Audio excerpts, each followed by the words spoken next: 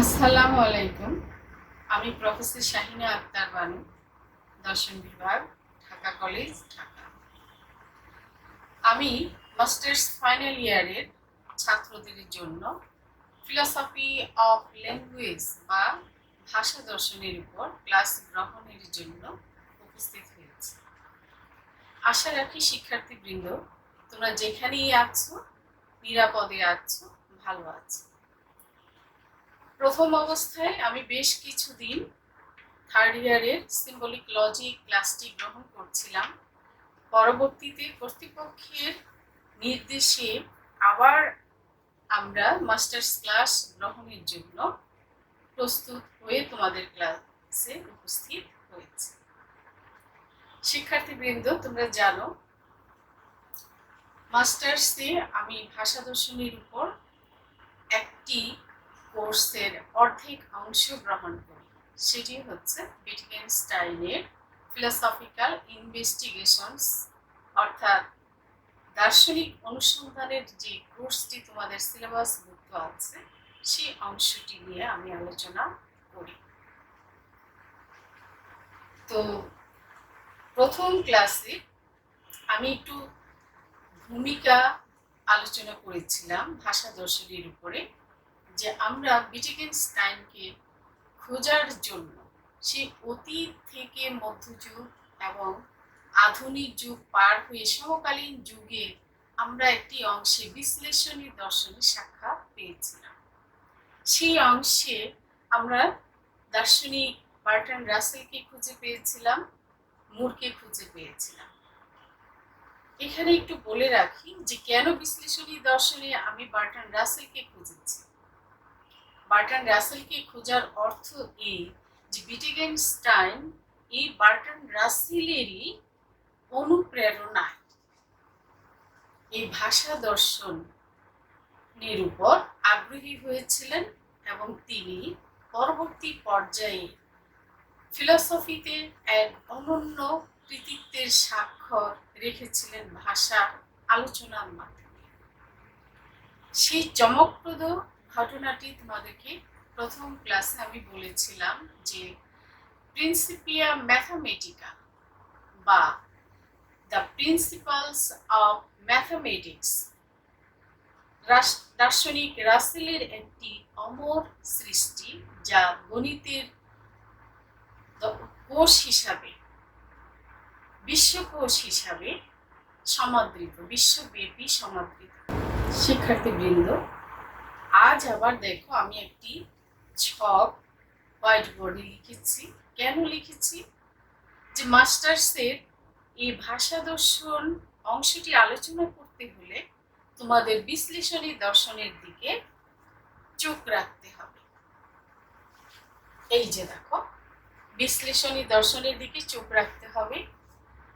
তোমাদের যদি আমি শুধু ভাষা দর্শনের উপর উইটগেনস্টাইনের বই এবং বিষয়সমূহ আলোচনা করি, তাহলে কিন্তু কোর্সটির আলোচনা সমৃদ্ধ হবে না এবং সম্পূর্ণ হবে না বলে মনে করি আমি এই অংশগুলো আলোচনা করছি। কারণ মাস্টার্স ফাইনাল ইয়ারের ছাত্র হয়ে তোমরা যদি বুঝতে না পারো যে এই ভাষা দর্শন দর্শনের ইতিহাসের কোন প্রেক্ষাপটে এই দর্শন জগতে এসেছে, সেই অংশটি তোমাদের অবশ্যই পরিষ্কার হওয়া দরকার। তো আসো আমরা আবার একটু দেখি যে হেগেলোত্তর দর্শন, হেগেলের সময়ে কি হয়েছিল। হেগেলের সময় ঈশ্বর, অমরত্ব এই সংক্রান্ত আলোচনাই দর্শনে এত ব্যাপকভাবে, অর্থাৎ অধিবৃত্তিক আলোচনা এত ব্যাপক এবং বিস্তৃতভাবে আলোচিত হয়ে আসছিল যে সেখানে অন্য কোনো কিছু আলোচিত হবার কোনো সুযোগ ছিল না যতদিন তিনি বেঁচে ছিলেন। কিন্তু তার মৃত্যুর পরের ঘটনাগুলো হচ্ছে যে দর্শনে সেই যে মধ্যযুগে একবার ঘটনা ঘটেছিল, স্বাধীন চিন্তার প্রবাহকে, প্রাচীন যুগের স্বাধীন চিন্তার প্রবাহকে হঠাৎ মধ্যযুগের যে গির্জার কারণে গির্জাকেন্দ্রিক দার্শনিক আলোচনার কারণে যে সেই চিন্তার প্রবাহটা বাধাগ্রস্ত হয়েছিল, বন্ধ হয়ে গিয়েছিল প্রায়, সেটির যেমন স্ফুরণ ঘটেছিল ইতালীয় রেনেসাঁর কারণে আমরা আধুনিক যুগের সূত্রপাত হতে দেখেছিলাম। এই পরিস্থিতি আবার আধুনিক যুগের যে জ্ঞানীয় অভিজ্ঞতাবাদী ধারা, সেই সমস্ত ধারা পার হয়ে হয়ে আবার এসে একটি ভাগা হেগেল পূর্ব দর্শনটা টোটাল দর্শনটাই সেই সময়ে জুড়ে ছিল অধিভিত্তিক আলোচনা, ঈশ্বর আত্মা অমরত্ব। এইসব আলোচনার বাইরে আলোচনা করাটাই যেন ছিল সাহসের ব্যাপার এবং এক ধরনের অন্যায়। কিন্তু মানুষ তো তার চিন্তার প্রবাহকে থামিয়ে রাখতে পারে না, কোথাও না কোথাও শুদ্ধ চিন্তার প্রবাহ, সব চিন্তার প্রবাহের স্ফুরণ কিন্তু ঘটেই যায়। ফলে 1831 সালে দার্শনিক হেগেলের মৃত্যুর পরে ঘটনা কি হলো, দর্শন জগতে কিন্তু অনেকগুলো আন্দোলন প্রকাশ পেল। সেই আন্দোলনগুলোর মধ্যে ছিল, খেয়াল করে দেখো, এখানে আবার একটি ব্যাপার ছিল, এই দার্শনিক হেগেলকে কেন্দ্র করে কিন্তু দুটি ধারা দর্শনে সেই সময় প্রাথমিক সে সময়ে ছিল, একটিকে ডানপন্থী ধরা হয়, আরেকটি হচ্ছে বামপন্থী। ডানপন্থীদের মধ্যে ছিল দেখো ব্রিটিশ নব্য ভাববাদ, ইতালীয় ভাববাদ, আমেরিকান নব্য ভাববাদ, জার্মান নব্য ভাববাদ, সৃজনমূলক বিবর্তনবাদ।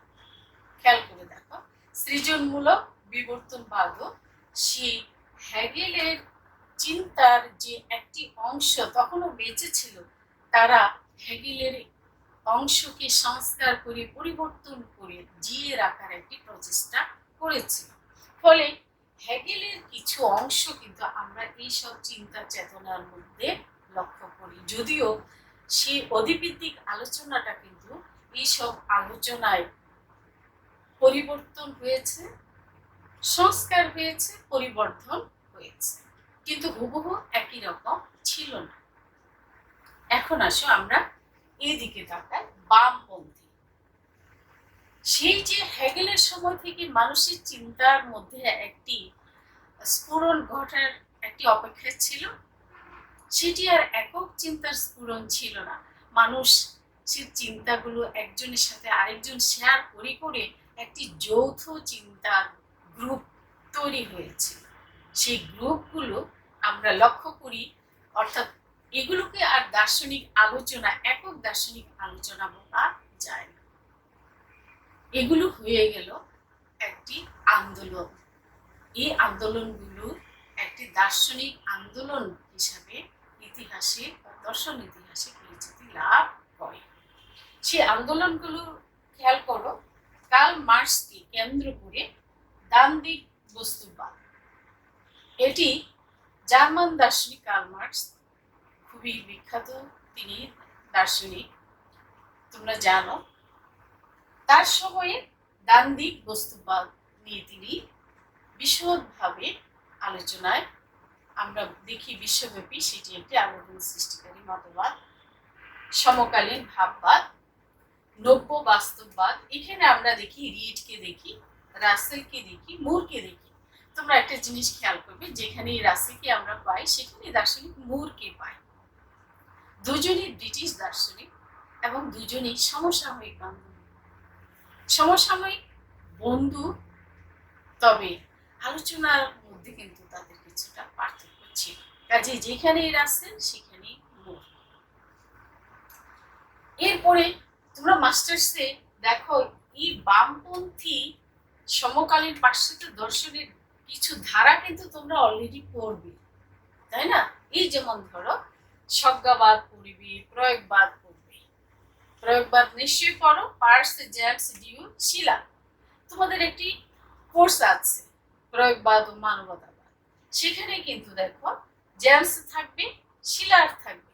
কাজেই তোমরা এখন বুঝে গেলে যে কোন দর্শনের প্রতিক্রিয়া, কোন ধরনের চিন্তাধারার প্রতিক্রিয়া হিসেবে এই প্রয়োগবাদ আন্দোলনটিকে তোমরা পেয়েছো, মতাদর্শটিকে তোমরা পেয়েছো। আমি আগেই বলেছি যে এগুলো কিন্তু একক কোনো দার্শনিক আলোচনা নয়, এগুলো একটা গ্রুপ ভিত্তিক আলোচনা। এরপরে দেখো অস্তিত্ববাদ, এটাও কিন্তু তোমাদের আছে। এখানে আছে আস্তিক ধারা, নাস্তিক ধারা। এখানে আস্তিকে কারা কারা আছে, কিয়ারকেগার্ড আছে, পার্স আছে, মার্সেল আছে।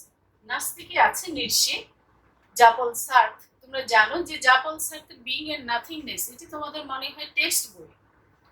বিং এন্ড নাথিংনেস, ফ্রান্স দার্শনিক জাপল সার্থ এবং কেমো, তারা কিন্তু হচ্ছে নাস্তিক দার্শনিক। আমরা যখন তোমাদেরকে ভাইবা ক্লাসে জিজ্ঞেস করি যে দুজন নাস্তিক দার্শনিকের নাম বলো, তখন কিন্তু তোমরা সেই জাপল সার্থকেই শুধু উদাহরণ হিসাবে নিয়ে এসো, কিন্তু তার সঙ্গে যে আরো দু একজন বিখ্যাত দার্শনিক আছেন সেগুলো কিন্তু তোমরা মনে রাখতে পারো না বা মনে রাখো না। আমি এই কারণেই এই নামগুলো খুঁজে খুঁজে বের করে উঠিয়ে নিয়ে এসছি। এরপরে দেখো এই রূপবিজ্ঞান, এটাও কিন্তু একটি নব সংযোজন। মাস্টার্সে তোমরা এই অংশটিও পড়ো। এডমন্ড পুসালের এটিও কিন্তু দেখো হেগেলোত্তর দর্শনের একটি নতুন আন্দোলনের সংযোজন। যৌক্তিক প্রত্যক্ষবাদ, এটির সাথে তোমরা পরিচিত অনার্স লেভেল থেকে। যৌক্তিক প্রত্যক্ষবাদ সেটা জানো যে ভাষাকে কি করা হচ্ছে, যৌক্তিক প্রত্যক্ষ। Moritz Schlick, Otto Neurath, Carnap, এই যে এয়ারের theory of verification, it's the most important একটি প্রিন্সিপাল। নীতি, এই নীতির মাধ্যমে কি করা হয়, ভাষাকে ছাঁকুনি দিয়ে কোনটি গ্রহণ করা হবে আর কোনটি গ্রহণ করা হবে না সেটি মাপা হয়। কিন্তু এই যৌক্তিক প্রত্যক্ষবাদের আরো যে ব্যাপক আলোচনা, এটি মাস্টার্সের কিন্তু একটি সিলেবাসভুক্ত ব্যাপার। কাজে তোমরা এই অংশটি পাবো। অনেকগুলি তো অংশ পাচ্ছ, প্রয়োগবাদ পাচ্ছ, অস্তিত্ববাদ পাচ্ছ, রূপবিজ্ঞান পাচ্ছ, যৌক্তিক প্রত্যক্ষবাদ পাচ্ছ, বিশ্লেষণী দর্শন পাচ্ছ। এখন আসে আমরা উইটগেনস্টাইনকে খুঁজতে খুঁজতে সেই বিশ্লেষণী দর্শনের জগতে এলাম। বিশ্লেষণী দর্শনে দেখো দুটি আন্দোলন আমরা লক্ষ্য করি। একটি হচ্ছে দেখো মুর রাসেলের সময়কার কেমব্রিজ আন্দোলন, বিশ্লেষণী দর্শন। এই আন্দোলনটি শুরু হয় মুর রাসেলের দর্শন তত্ত্বকে আলোচনা করে বা কেন্দ্র করে। আর আরেকটি আন্দোলন হচ্ছে অক্সফোর্ড আন্দোলন। এটি হচ্ছে উইটগেনস্টাইনের সঙ্গে আমরা জেল অস্টিনকে দেখি, রাইলকে দেখি। অস্টিন এবং রাইল, ছাত্ররা তোমাদের একটু মনে করিয়ে দিই, অস্টিন এবং রাইল এর সাথে তোমরা দেখতে পাচ্ছ উইটগেনস্টাইন, অক্সফোর্ড আন্দোলন। এখানে আবার কিছু কথা বলে রাখা ভালো। উইটগেনস্টাইনের নেতৃত্বে অর্থাৎ ট্র্যাক্টেটাসকে কেন্দ্র করে যে আন্দোলন, ভাষার আন্দোলন, সেটি ওই অক্সফোর্ড আন্দোলন নামে ওই অংশে অন্তর্ভুক্ত। কিন্তু রাইল এবং অস্টিন, জেল অস্টিন কিভাবে এলো? রাইল এবং অস্টিনের সাথে কিন্তু প্রত্যক্ষভাবে উইটগেনস্টাইনের কোনো সম্পর্ক ছিল না, তবে পরোক্ষভাবে এই যে ভাষার আলোচনার মাধ্যমে যোগাযোগ ছিল, যে কে ভাষাকে নিয়ে কে কি লিখছে বা গবেষণা করছে সে বা সহমত পোষণ করছে সে বিষয়ে কিন্তু অস্টিন এবং রাইলের সাথে উইটগেনস্টাইনের সরাসরি যোগাযোগ না হলেও একটি সহমত বা সমর্থন জাতীয় একটি সম্পর্ক ছিল। ফলে এদেরকে দার্শনিকেরা কি করেছে, অক্সফোর্ড আন্দোলনের সাধারণ ভাষার আলোচনার অন্তর্ভুক্ত করেছে। আরো একটি জিনিস বলি, মাস্টার্সে তোমাদের যে ফিলোসফি অফ ল্যাঙ্গুয়েজ তোমরা যে দেখো যে ক অংশে জেল অস্টিনের কিন্তু একটি ভাষা দর্শনের অংশ তোমরা পড়ো, রাইট? আর খ অংশে পড়ো উইটগেনস্টাইনকে। তাহলে এদের সম্পর্কটা বোঝা গেল যে উইটগেনস্টাইনকে সমর্থন করেছে অস্টিন এবং রাইল। এই হলো ভাষা দর্শনের খুঁজে পাওয়ার যে সূতিকাগার বলি আমরা, সেইটা আমরা বিশ্লেষণী দর্শনের আন্দোলনের মধ্যে আমরা ভাষা দর্শনকে খুঁজে পেলাম এবং কোথায় পেলাম সেটাও বললাম। এখন আরেকটি পয়েন্ট আমি বলি যে উইটগেনস্টাইন কিন্তু কেমব্রিজ বিশ্ববিদ্যালয়ের শিক্ষক ছিলেন, তাই না? কেমব্রিজ বিশ্ববিদ্যালয়ের শিক্ষক ছিলেন, প্রভাষক থেকে শেষ পর্যন্ত অধ্যাপক হিসেবেও তিনি এখানে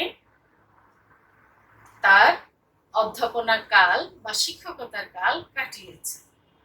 কিন্তু অক্সফোর্ড আন্দোলনে তার ট্র্যাক্টেটাস গ্রন্থটি, ট্র্যাক্টেটাস লজিকো ফিলোসোফাস গ্রন্থটি সেই অংশের আলোচনায় কিন্তু অন্তর্ভুক্ত। সেই কারণেই উইটগেনস্টাইনের ট্র্যাক্টেটাসকে কেন্দ্র করে তিনি সেই অক্সফোর্ড আন্দোলনের অন্তর্ভুক্ত হয়েছে।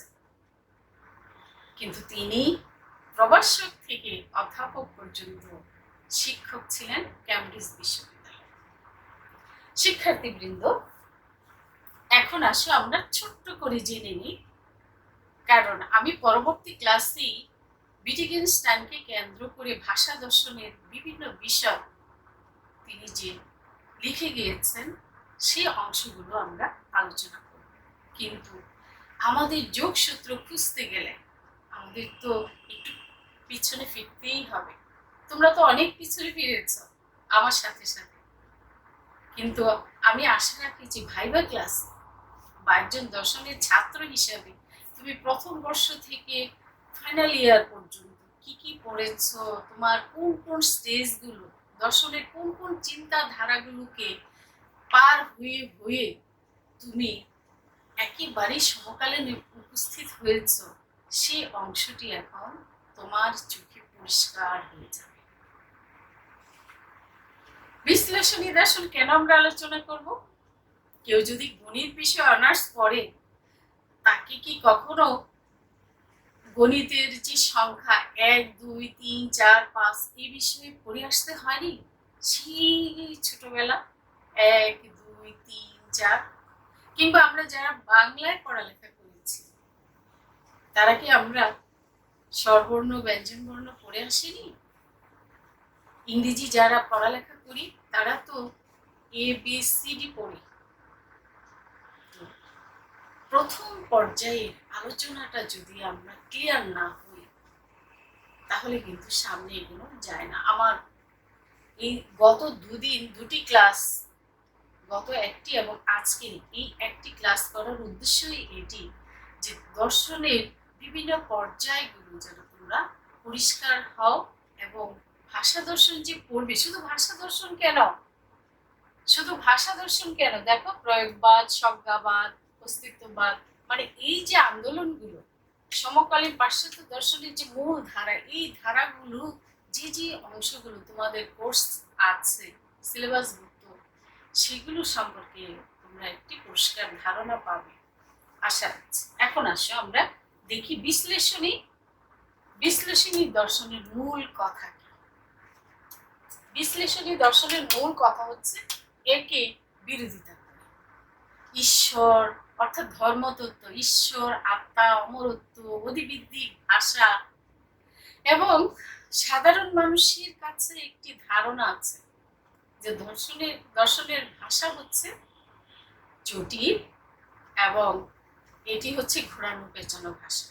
আর অনেক দার্শনিক এটি মনে করেন কি যে দর্শনের ভাষা যদি জটিল না হয়, ঘোরানো পেঁচানো না হয়, সহজ সরল হয়, তাহলে তো এটি দর্শনের গুরুত্ব হবে না, দর্শন আলোচনায় গুরুত্ব পাবে না, এটি প্রাজ্ঞ জাতীয় ভাষা হতে হবে। কিন্তু প্রাজ্ঞ ভাষা কি এটি বলে যে যে ভাষা আরেকজন বুঝবে না সেই ভাষা কি প্রাজ্ঞ? প্রাজ্ঞজনেরা কি এই কথা বলে? মোটেই না।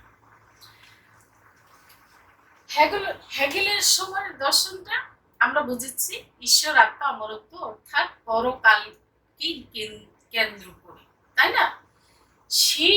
সেই ভাষাটা তো একই জায়গায়, সেই দর্শন আলোচনাটা তো একই জায়গায় আবর্তিত হচ্ছিল।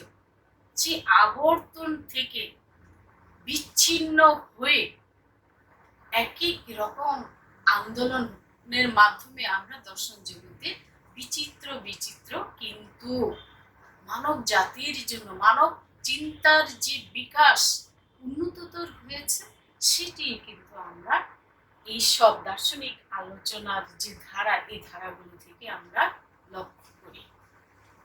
মানব সভ্যতার ইতিহাস তো পিছনে ফেরানো না, এটা তো সামনে এগিয়ে যাওয়া। তো এই বিশ্লেষণী দর্শনের মূল উদ্দেশ্যটা কি ছিল খেয়াল কর। মূল উদ্দেশ্য হচ্ছে দর্শনে একটি আদর্শ ভাষা প্রণয়ন করা। দর্শনে একটি আদর্শ ভাষা প্রণয়ন করা কিভাবে? সে যে বলেছিলেন যে দর্শন অনেকেই এটা সমালোচনা করে বলে, হেলে কি বলে কিংবা ঠাট্টা বিদ্রুপ করেও বলে যে ফিলোসফির ভাষা হতে হবে জটিল, ঘোরানো, পেঁচানো। কিন্তু না, দেখো তো বিশ্লেষণী দার্শনিকেরা কি এই কথা বলে? এই কথা বলে তারা চেয়েছেন আদর্শ ভাষার প্রণয়ন। হয়তো একসময় একটু ঘুরেছে, অধিবিদ্যাকে কেন্দ্র করে দর্শন আলোচনা সীমাবদ্ধ ছিল। সেই সীমাবদ্ধতা থেকেই তো আলাদা আলাদা করে দর্শন চিন্তায় যে আলাদা প্রবাহগুলো হলো মানব চিন্তার ক্ষেত্রে গ্রুপ ভিত্তিক সেই যে আমরা চিন্তাগুলো পেলাম, বিশ্লেষণী দর্শন সেই চিন্তার মধ্যে আদর্শ ভাষা প্রণয়ন করতে চাই। কিভাবে চাইল? দেখো, ভাষার ছদ্মাবরণে যাতে কোনো অতীন্দ্রিয় সত্তার দর্শনের আলোচনা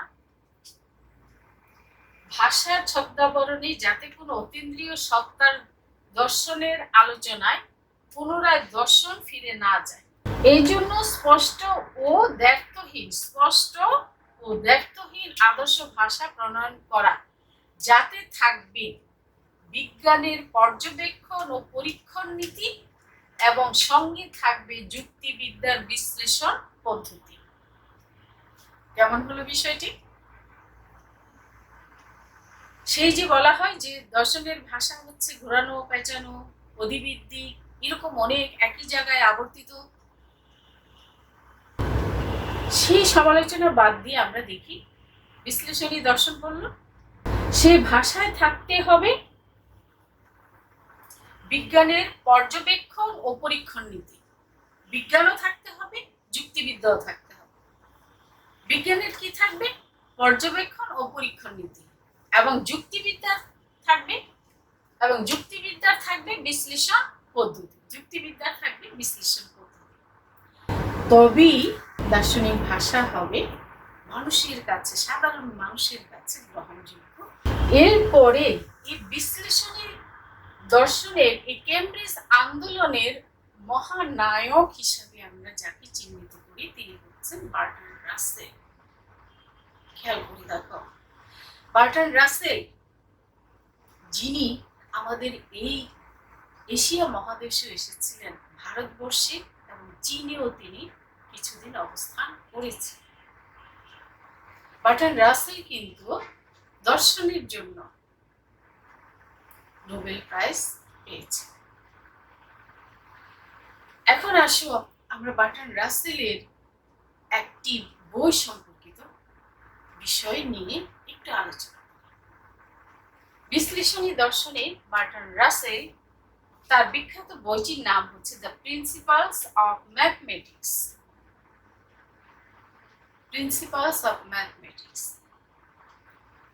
আবারও আমি রিপিট করি, এটি আলোচনায় আসলেই এটি রিপিট করতে হয় যে গণিতের বিশ্বকোষ নামে পরিচিত এই বইটি তিনি দীর্ঘ 12 বছর ধরে রচনা করেছিলেন।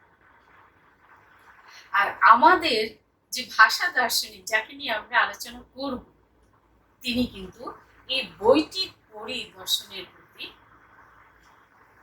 অনুপ্রাণিত হয়েছিলেন, দর্শন গবেষণায় এবং দর্শনকে তিনি ভালোবেসে ফেলেছেন। এক কথা, দীর্ঘ 12 বছর ধরে যে বইটি লিখলেন দ্য প্রিন্সিপালস অফ ম্যাথমেটিক্স, সেখানে অনেক আলোচনা থেকে আমি যেটুকু বুঝেছি সংক্ষেপে আমি সেটুকু তোমাদের জন্য তুলে এনেছি।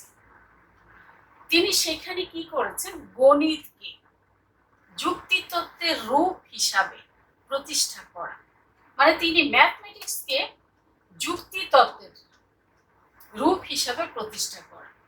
গণিতে নির্ভুল ফল পেতে যুক্তির ব্যবহার অপরিহার্য। এই জন্য শুদ্ধ যুক্তিবিদ্যা থেকে গণিতকে পৃথক করা যায় না।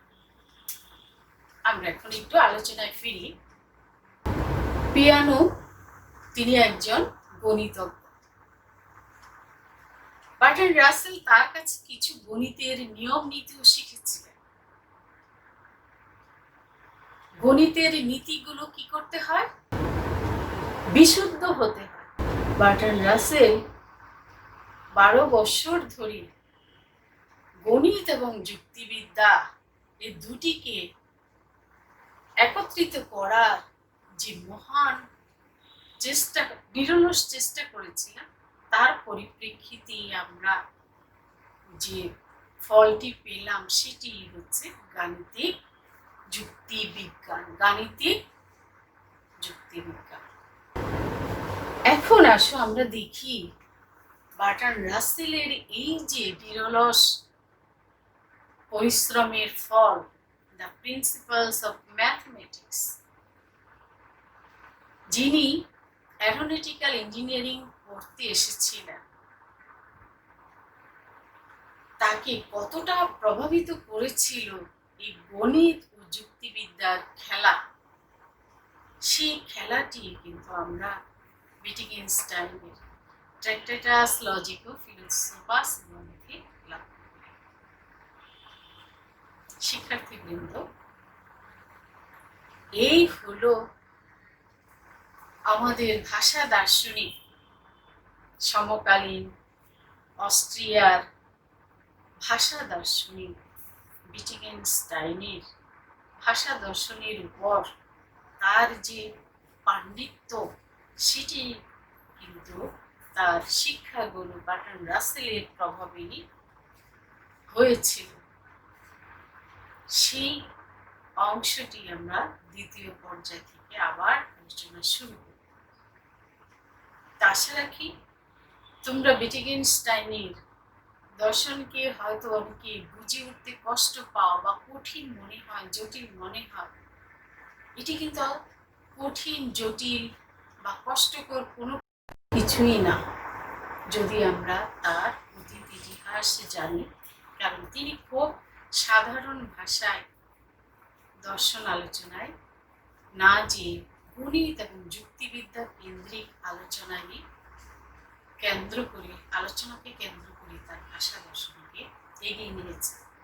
কিন্তু ভাষা দর্শন কিন্তু ছিল যে জটিলতা পরিহার করে এমন একটি আদর্শ ভাষা হবে, যে আদর্শ ভাষার মাধ্যমে যে কোনো ফিলোসফিক্যাল কনসেপ্ট সাধারণ থেকে প্রাজ্ঞ সব শ্রেণীর মানুষেরা গ্রহণ করতে পারবে, বুঝতে পারবে।